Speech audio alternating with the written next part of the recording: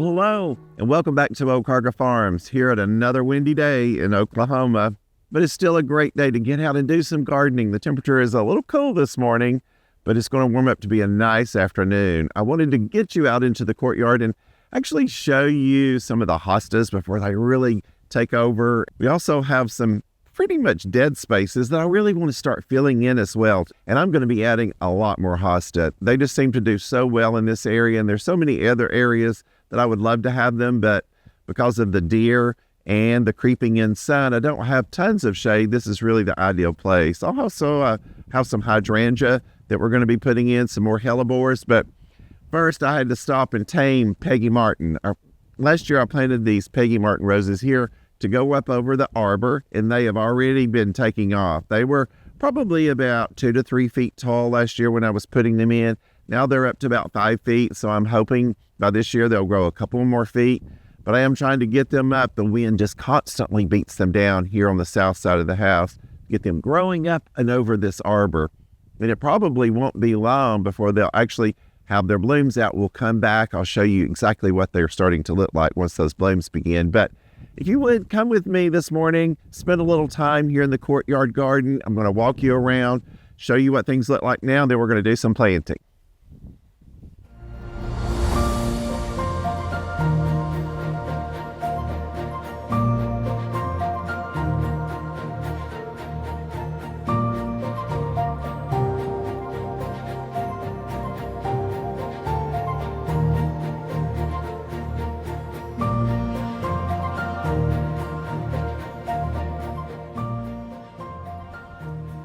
So first I want to show you the more mature area. This area has been in probably 3 or 4 years now. And as you can see, the hostas have grown to be pretty good size. They're still coming up out of the ground. If you'll notice, I actually see one issue already right here. Here was where one hosta was coming up. Either the dogs have run over it and broke it off and it's blown away with the wind, or we have had trouble with rabbits already. So don't know exactly what happened there. This time of year is kind of tricky. If you're coming in and starting to add some things, some of the plants are a little later, so you don't want to be stepping all over everything. So I'm trying to be a little careful.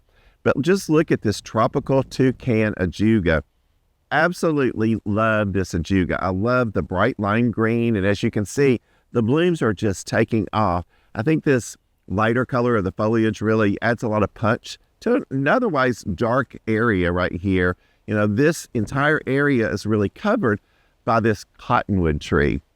I'm not a big fan of cottonwoods. There are issues with them, but it is one of the oldest and largest trees here on the property. Of course, this is just outside the master bathroom, so I see this garden every day when I'm getting ready. It's actually a really neat garden to watch come to life because I kind of see the stages as it goes through every day. Some of the other gardens are a little further out, so I might not pass them every day. But this one, every morning when I get up, I get to look out the window and see how much it's grown just overnight. But as you can see, we still have a lot of different hostas and plants coming in. The hellebores have done okay this year. I'm going to show you a few others on the other side, but they've been putting out a lot of their new growth already. Here we have a weeping, really small Japanese maple that actually did not do real well at the nursery. And sometimes when things are struggling, we just try to bring them home and plop them in. And that's what this plant was. It was all kind of broken up, so tiny, but we put it over here. Again, it's probably been here 3 or 4 years and it's doing quite well. But if you want to see a successful maple, this one right here, the coral bark Japanese maple, has done wonderfully well. You know, we've added in several more understory trees, which actually brings this area in and makes it feel a little cozier. And I just love how you come through here and you already feel like you're in a wooded area, even though we're kind of out in the open prairie. This tree has really made this area feel a lot more cozy. Coming on down, I'm going to show you just a few pockets, and this is what we're going to be working on today. This is one of the areas that I've kind of struggled with. I put in some hydrangea here in between these Green Mountain boxwoods, and they have not done well at all. As you can see, they're not even there anymore. So what I'm going to be doing today is I've decided just to come in and blow this area out in more hosta. So we're going to be coming in later on. I'll show you the ones I've selected, putting in different variations of sizes in there. If you remember from last year, I told you the one thing I like about hostas is I like using greens and lime greens. I don't really mix in hostas that have very much white. I just like that color, slight variation with all tones of green. So I found some really neat varieties that we're going to be putting in, which because you'll have that mix of color, it'll add a lot of movement in this area. And that's why I wanted to show you this area before, just see how simple it is. And then once we get those new hosta in later, you'll really see what I'm talking about on the mix of color. And then coming on around here, this is an area I visit quite often. This is where I feed my birds, especially the dove. This has really become a hotbed for feeding the doves. They love to run around here. They feel protected, again, from another Japanese maple. And also the smaller birds, once they're finished eating, they can jump back in this tree. So I think they like it. They feel a little bit more secure than just having a feeder out in the open. So this is one that I keep quite full as I enjoy watching the birds and feeding them all winter long. Again, so many plants are still coming up. You'll see several hosta right in this area here. I'm really kind of surprised these are a little later because it does get a little bit more sunshine here, but I guess there's just more warmth underneath the trees, maybe in the root bed of the cottonwood that's really allowed those to come on up. But again, going to be adding a few more things in through here. As you come on around through this way, I do want to show you some of the most beautiful hellebores this year. You can just look through here. Still, many of these still have color, kind of a neat, deep rosy color. These have been in so long that I really don't remember the variety name, but I want to show you one of my absolute favorites, which is just over here. I love black flowering hellebores. And just look at this black double. It is absolutely beautiful. It is so hard, even working for a nursery, for me to find different varieties of black hellebores. And that's something that I've been on the hunt for this year. So anytime I find one, I've been doing a little bit of mail order to get them in. But this is just absolutely one of my favorites. And I've certainly been looking for adding a few more black to the beds as well. But I don't discriminate. I do some pinks and whites and things like that. As you can see, that one's beautiful as well. So I'm going to step over and get some bird seed, and then we're actually going to take a little mini tour of the younger area, this area that was just put in last year, and we'll show you the difference in what 2 to 3 years of growth as opposed to 1 year of growth looks like.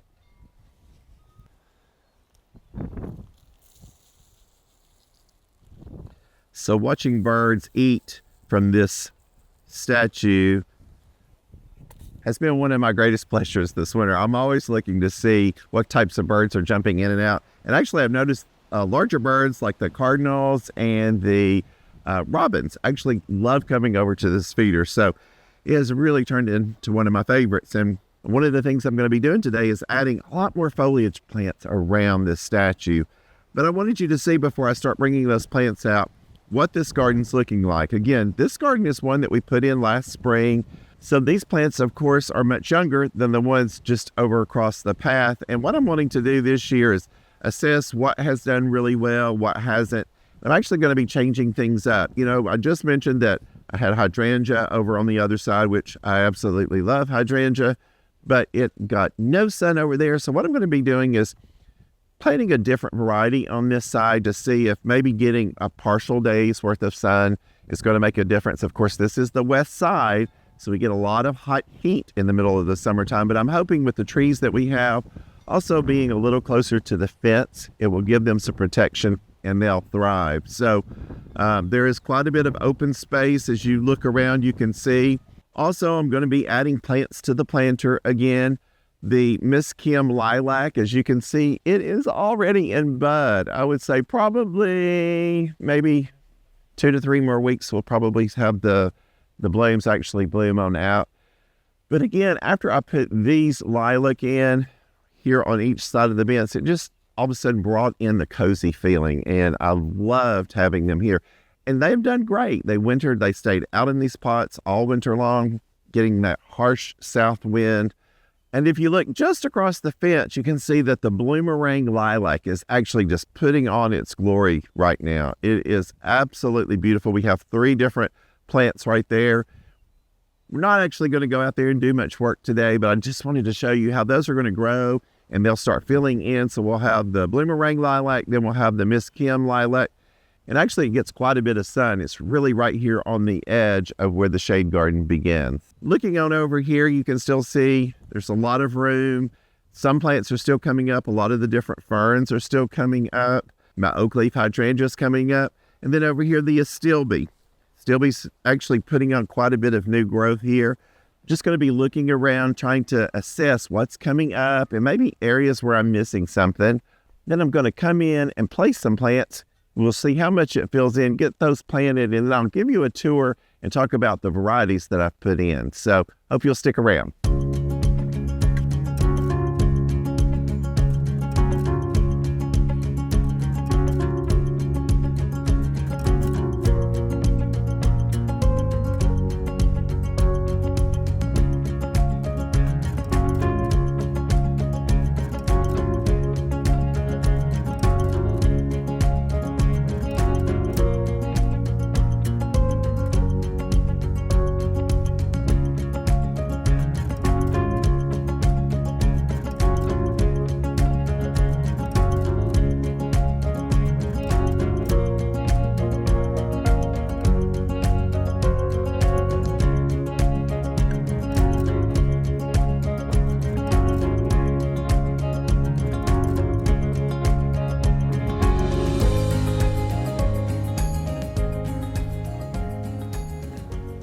Here we go, boys. Come on. So that's getting most of them placed now. And it's a perfect time to introduce you to Colonel. This is Colonel Sanders. He is a rescue dog that we took in recently. He kept showing up at the nursery, and we decided he was such a good boy. We had him neutered, and we brought him home. The only thing is we're still kind of getting used to Colonel and some of his activities. He likes to lay on beds. And what happened the other night was I put some blankets over all of this new product that I had bought, and Colonel thought it was his bed. So he slept on top of our plants. And this Jack of Diamonds Brunnerer from Preppy Winters, we're going to see how resilient it is. We're going to go ahead and plant it today. The stems all got broken, but the roots are still good. And we certainly love having our animals around, and it's just part of having them in the garden. So as you can tell, the wind is continuing to pick up. Bitsy's still hanging tight with us, but I'm going to take the time now to go ahead and get some of these plants in, and I'll walk you around, show you the difference of what it looks like, and then we'll get them all watered in and head in out of the wind.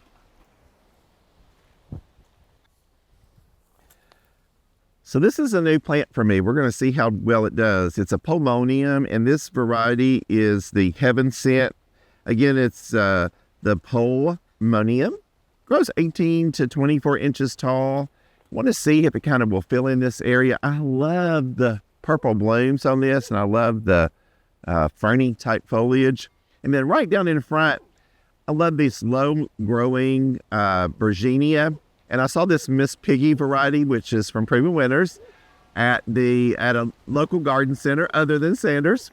And I thought, let's try those. They had beautiful pink blooms. Of course, the blooms are starting to fade now. But I think we're going to try those up here to see how well they do. Looks like it's time to start to get planting. And then once I get through, I'll give you an overall tour.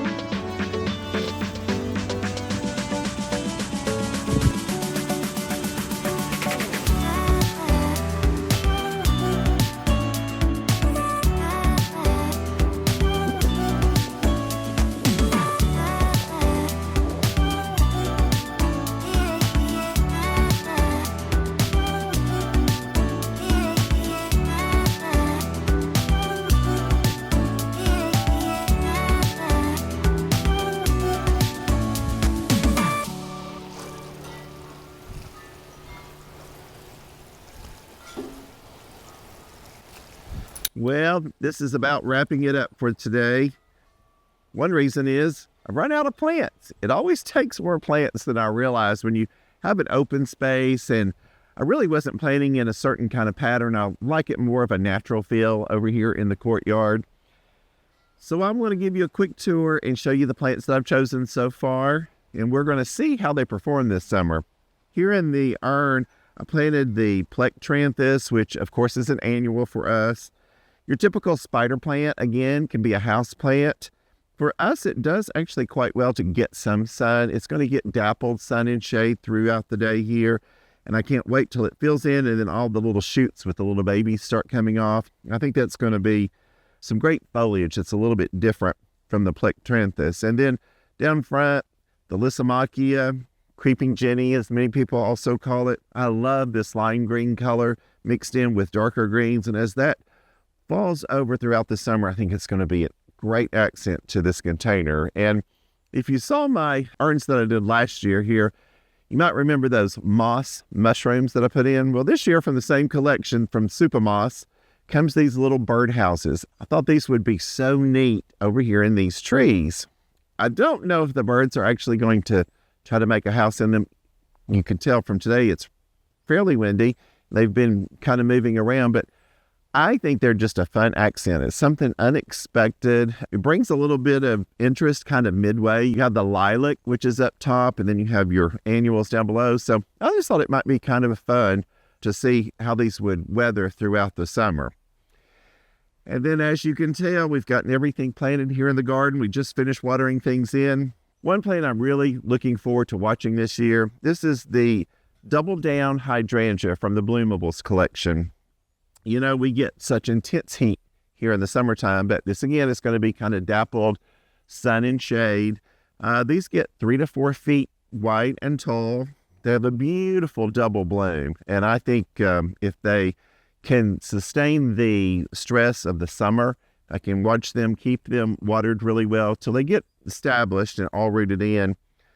I think they have a good chance of surviving. You know, just across, I was talking about having hydrangeas that they just didn't get any sun at all, so they never bloomed at all. They were green, but they just never had any bloom, so I ended up just wanting to take those out. So putting these in a little bit more sun, I think it's going to be interesting. We'll see how these turn out throughout the summer, and I'll try to give you updates along the way. And then as you can see, we've dotted the plants around here, lots of hostas and hellebores.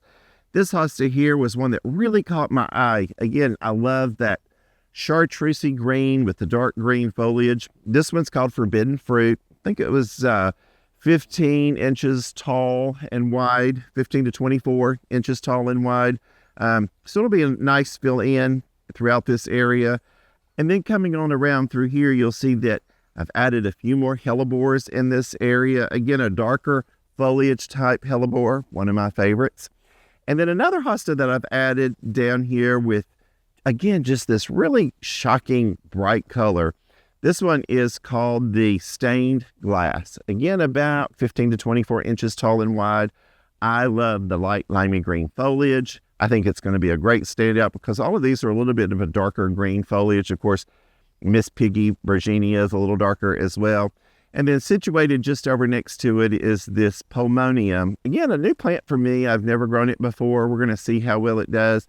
Planted 3 of those here around my weeping Norway spruce. I think there's just a lot of interesting plants. There's also the type of foliage that comes on that Pulmonaria. It reminds me of what I would see in a woodland forest as well. So I really hope that turns out to be successful for me. And then probably by the time we come back for the next tour at the courtyard area, the clematis is going to be growing up toward the birdhouse. I believe this one is Dr. Rupel. I'm going to get it off of its trellis from when we brought it in last year and get it wrapped up to the pole, and hopefully it is going to take off. And then if you'll look just behind there, that just what looks like a weeping green mound right now, that's my mock orange. It's the Philadelphus virginalis variety. Again, the Philadelphus virginalis variety has beautiful single blooming blooms. It has the most wonderful fragrance. It's a plant that I had seen years ago. It's actually kind of hard to find it in the garden center, but I was able to order it online a few years ago, and I have those dotted around.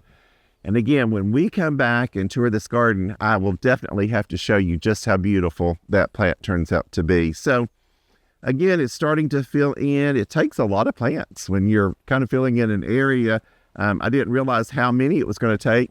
So we really just concentrated on this side. If you look over here on this side, we didn't plant any today because I literally ran out of plants. So what I'm going to do, which is a good note for you, garden centers don't continue to have the same plants for a huge long length of time. I'm going to go back to the garden center and get some more of the same plants so that these two sides will complement each other with the same type of plantings that I have. Even though they're spaced out and placed in a little bit different way, I kind of treat this as two balanced gardens in a way, trying to keep similar plants, again, different placement.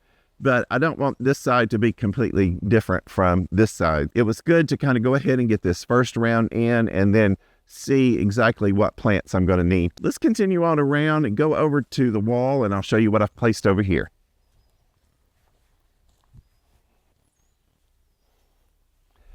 So we've also got some more hosta planted over on this side. I mentioned that I had the hydrangeas here. They just didn't perform well. So I decided just to turn this into a big mass of green.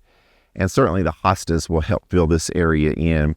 I started in the back with this Proven Winners. It's from the Shadowland series. It's called Seducer. It's one of their big mammoth hostas.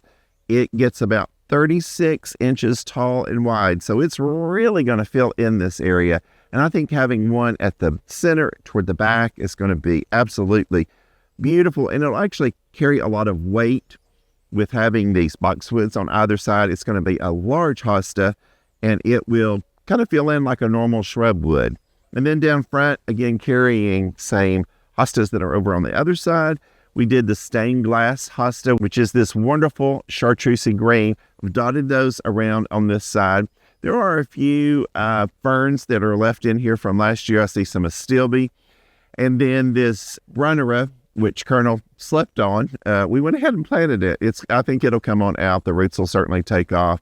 It'll just be nice to have just a little bit of a different type of foliage there. Again, something very light and wispy to go along with these big, enormous leaves. I'm anxious to see how this is going to play out. Again, I don't see as much of this directly when I'm in the master bathroom, but just looking across, I think it's going to be a great sea of green to look forward. And what's so fun, again, is getting to see it daily, because I really get to notice it growing by looking out here every day and checking on my birds, making sure my birds get fed. So again, this area isn't finished. I'm going to be adding a few more plants. I'm going to take inventory. I'm especially going to go over here and look on this opposing side and see if I can figure out exactly how many plants that I'm going to need.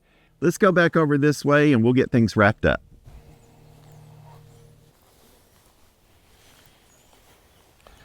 Well, it's time to get things cleaned up. We're going to be doing a little bit of mulching, and I've got to continue to get everything watered in, because it is a very windy day, and I want to make sure everything gets good and hydrated. And it's going to be fun to finish this side and watch it all come to life this summer. It is hopefully going to turn into a very green, lush, kind of a woodland setting over here that I've been dreaming about for quite a long time. What I'm going to do is hopefully bring you back month after month throughout the summer. I think this will be a great area to kind of follow along as we see what has been successful. And then by doing that, you also get to see if plants get stressed out from heat or lack of rain. And we'll see if I can learn some lessons and maybe teach you a few along the way on some things that has been successful in this area. And remember, if you liked this video, be sure to like, subscribe, and follow me, the Preppy Gardener. And I look forward to seeing you in the next video.